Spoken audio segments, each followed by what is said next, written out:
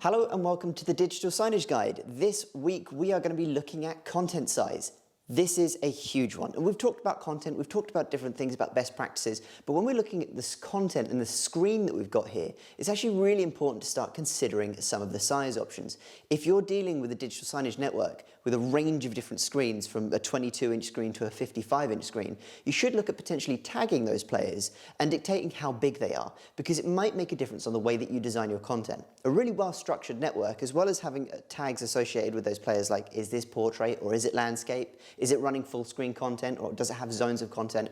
You'll also want to tag something like a small, medium or large, triggering to those particular players. And the reason that's so important is you should consider the amount of real estate you have on your screen.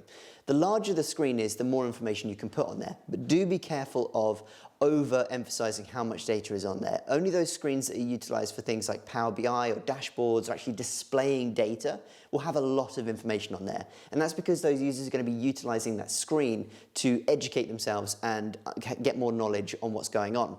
Most of the time, if your digital signage is used for attracting people or displaying a simplified message, less is more with the amount of content and how big you should put that content.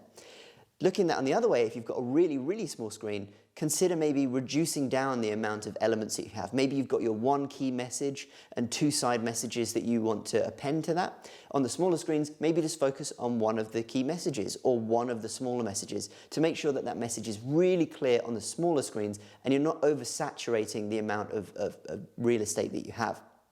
On top of that, another thing that I wanted to add on this week is looking at motion versus static. There's a really good saying here, which is still images for moving people and moving images for still people. So when we're talking about still people, we're thinking about waiting rooms. If we're sitting there for 20-minute periods, maybe our digital signage can have a little bit more motion, can have a little bit more of a track content, because our eyes will just naturally watch anything with motion.